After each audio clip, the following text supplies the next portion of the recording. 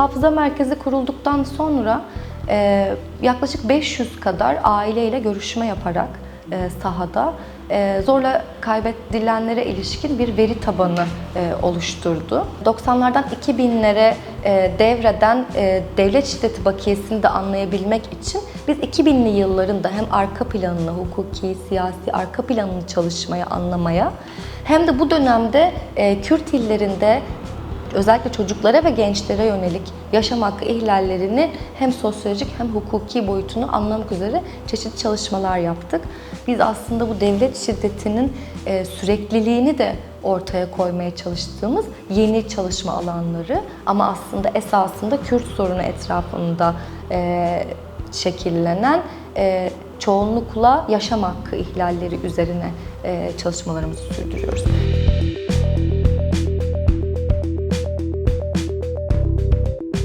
90'lı yıllara dair özellikle düşündüğümüzde ailelerin köylerinden göç ettirildiği, işte köylerini, evlerini, hayvanlarını, tarlalarını bırakmak zorunda kaldığı, büyük şehirlerde çeşitli zorluklar yaşadıklarını görüyoruz. Bununla birlikte babalarını, evlatlarını, kardeşlerini kaybeden insanların yıllarca geçim sıkıntısıyla da aynı zamanda boğuştuklarını görüyoruz. Ve zorla kaybetmelerle ilgili de 17 bin olduğu söyleniyor sayının ama hiçbir zaman tam olarak bilemeyeceğiz. Çünkü o dönemin o baskı koşulları altında yakınlarını zorla kaybeden kişilerin mekanizmalara, idari ve yargısal mekanizmalara başvuru yapamadığını görüyoruz. Başvuru yapanların da başvuruları bazen alınmıyor. Alındıysa bile dosyalar uzun yıllar sürüncemede bırakılıyor. Deliller toplanmıyor. Herhangi bir işlem yapılmıyor. Bütün bunları birlikte düşündüğümüzde çeşitli bütüncül onarım mekanizmalarının içinde bence tazminat mekanizmaları da bulunmalı.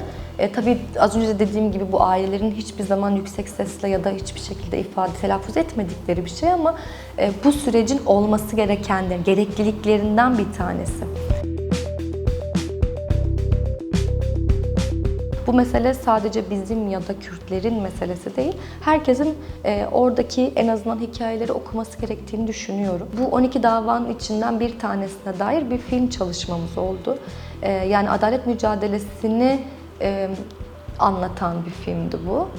Zorla kaybetmelerin kendisini değil, ailelerin adalet mücadelesini anlatan bir filmdi, Dar Geçit filmi.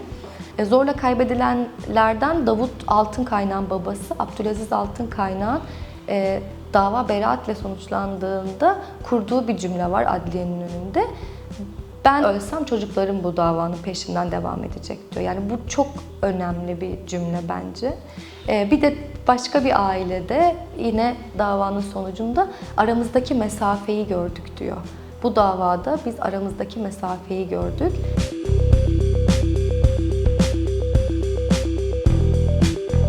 Belki 2015'e dair konuşabiliriz. Konuşulmayan bir başka gerçek, yani sokağa çıkma yasaklarına ilişkin. O dönemde de çokça insan kayboldu. Yani hala bedenine ulaşılamamış onlarca kişi var Cizre'de, Sur'da. Faili meçhul suçları araştırma daire başkanlığı gibi bir birimin kurulması elbette çok önemli bir gelişme olarak değerlendiriyoruz. Ama görüyoruz ki öncesinde sonrasında yapılan açıklamalarda bu başkanlığın, bu birimin daha çok kadınlara ve çocuklara yönelik yaşam hakkı ihlallerine dair davaları, soruşturmaları araştıracağını görüyoruz. Nitekim bu tartışmada Gülistan Doku'ya ilişkin bu soruşturma sürecinin bir sonucu olarak ortaya çıkmıştı. Bu çok önemli bir gelişme. Bir yandan şunu da gösteriyor. Demek ki bir cezasızlık pratiğinin bakanlık düzeyinde farkında, yani bunun farkında olduğunu gösteriyor, bunun kabul edildiğini gösteriyor. O dönem kurulan komisyonlarda aileler dinlenmişti, örneğin mecliste kurulan komisyonlarda. Biz de bir geçiş dönemi adaleti perspektifiyle zaten Hafıza Merkezi'nin kuruluş çalışmalarını gerçekleştirmiştik. Dolayısıyla yani hakikat komisyonları örneğin önemli bir ayağı, sadece mahkemelerde değil, aynı zamanda bu bilginin, bu tanımanın kamusallaştığı başka alanlarında, mekanizmalarında yaratılması gerekiyor.